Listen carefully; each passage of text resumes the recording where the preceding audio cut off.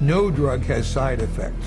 They're all effects. Side effect is just a way that doctors explain away the effects that they don't like or you won't like, but they're effects. These are the effects of these drugs.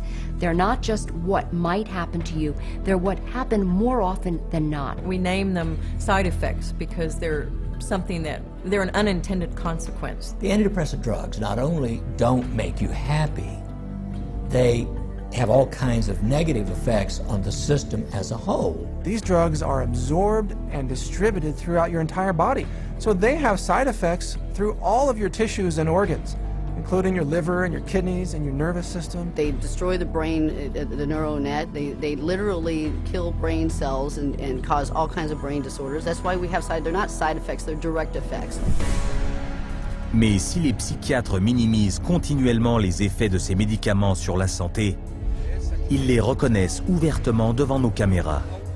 I think I tell them the main side effects.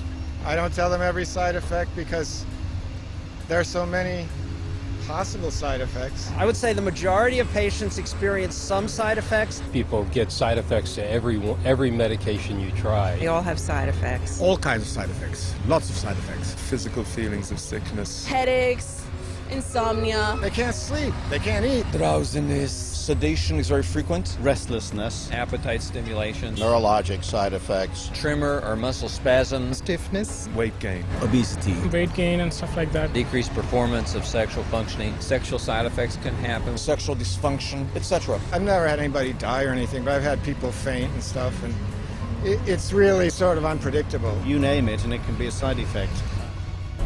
Et pourquoi les psychiatres ne peuvent-ils pas prédire les effets secondaires que vous ressentirez?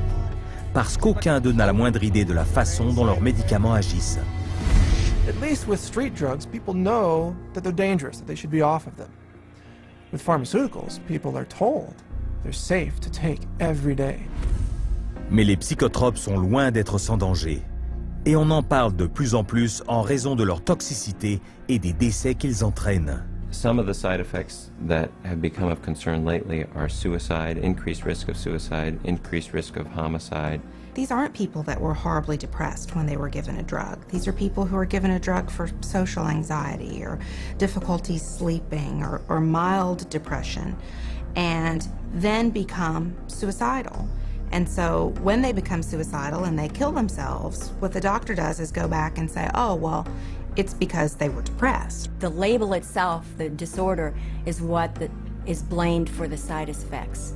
When in reality, it's the drug that is causing the side effect. It is the drug that is the problem.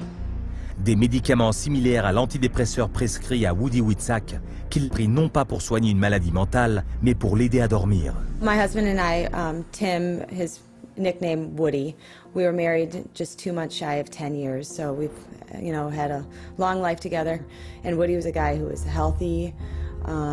He was a big runner. He's never had a history of depression or any other so-called mental illness. He was given Zoloft for insomnia. I find Woody one night completely sweat through his shirt in fetal position. He kept going, Kim, you gotta help me. I don't know what's happening to me. It's like my head's outside my body looking in. Kim, help me, help me. We did breathing, listened to music, prayed, anything to calm him down from this head outside his body feeling. And a week later, he was found dead hanging. A guy who loved life. Les psychiatres prétendent que leurs psychotropes sauvent des vies, mais d'après leurs propres recherches, les psychotropes doublent les risques de suicide. Et l'un d'eux multiplie ce risque pratiquement par 7. As a pharmacist who has been studying the problem for the past 7 years, I do see a glaring connection between the high use of these psychoactive substances and the rise of violence. If people knew that the mechanism was not known of these drugs, that they could cause, if there's a real chance for them to get a homicidal tendency or even suicide, if you take the drug, there's a chance you may want to kill yourself. And I could repeat probably a dozen other examples of significant self-inflicted harm or significant violence to others in patients who had never had that experience in their adult life. Des patients comme Donald Shell, un grand-père venant du Wyoming. Donald Shell was a man in his 60s, a gentleman, a family man, a funny man. He had had periodic episodes of depression, but never any real serious mental health issues, and became depressed, had a down period, went to a general practitioner and was given Paxil.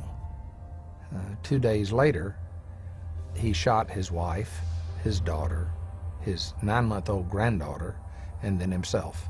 The first question the jury was asked, very telling question, can Paxil cause some people